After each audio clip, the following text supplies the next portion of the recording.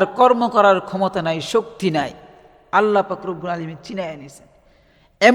এমন অবস্থা দেখবেন যে অনেক মানুষ আইসিইউতে ভর্তি আছে, সে কথা বলতে পারে না, খালি কোনো রকম বেঁচে আছে।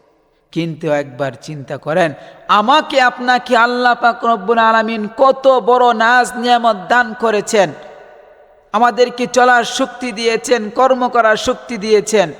আল্লাহ পাক রব্বুল আলামিনের শুকরিয়া আদায় করা, প্রতিটা কদমে কদমে আল্লাহর শুকরিয়া আদায় করা আমাদের উচিত ছিল।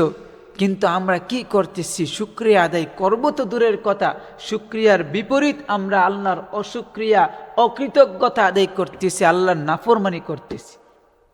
যদি আল্লাহ পাক রব্বুল আলামিন আমাকে আপনাকে বলে, ও আমার বান্দা বান্দিরা, তোমরা গুনাহ করতেছ, নাফরমানি করতেছ আমার, যাও, তোমাদের আমার জমিনে কোনো তোমাদের জায়গা নাই, তোমরা আমার জমিন থেকে চইলা যাও, আমার দৃষ্টির বাহিরে যে আমার নাফরমানি করো। যদি আল্লাহ পাক রব্বুল আলামিন এমন কথা বলে, আমরা কোথায় যাব? আল্লাহর দৃষ্টির বাহিরে যাওয়ার ক্ষমতা কি আমার আছে? নাই, যেতে পারবো না।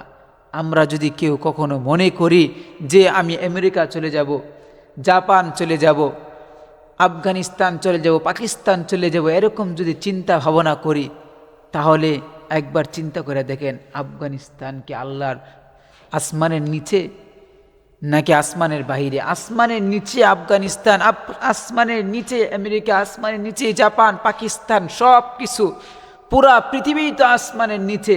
তাহলে আমরা আসমানের বাহিরে কোথায় যাব? আল্লাহর জমিনের বাহিরে কোথায় যাব? অতএব আপনার আল্লাহর দৃষ্টির বাহিরে, জমিনের বাহিরে যাওয়ার আমার আপনার কোনো ক্ষমতা নাই।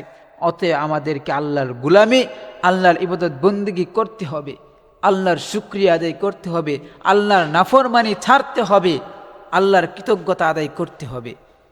আল্লাহ পাক রব্বুল আলামিন বলেন, আমি রাতের অন্ধকার, গভীর অন্ধকারের মধ্যে যদি একটা কালো পাথরের উপর যদি একটা কালো পিঁপড়া হাইটা হাইটা হাইটা হাইটা যা, আমি আল্লাহ পাক রব্বুল আলামিন ওই কালো পাথরের মধ্যে দিয়ে ছোটো পিপিলিকা হাইটা হাইটা হাইটা হাইটা যা, ওই পিপিলিকার হাঁটার পায়ের যে নাড়াচাড়ার শব্দটা, আওয়াজটা আমি আল্লাহ শুনি, এবং তার পায়ের নাড়াচাড়াটা পর্যন্ত আমি আল্লাহ দেখি।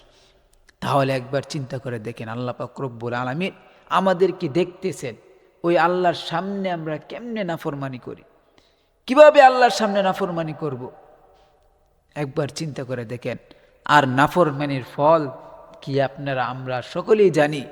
যদি আল্লাহর নাফরমানি করি, আল্লাহর গোলামি না করি, তাহলে আমাদেরকে চিরস্থায়ীভাবে ওই জাহান্নামের আগুনে জ্বলতে হবে, আমাদেরকে ওই জাহান্নামের কঠিন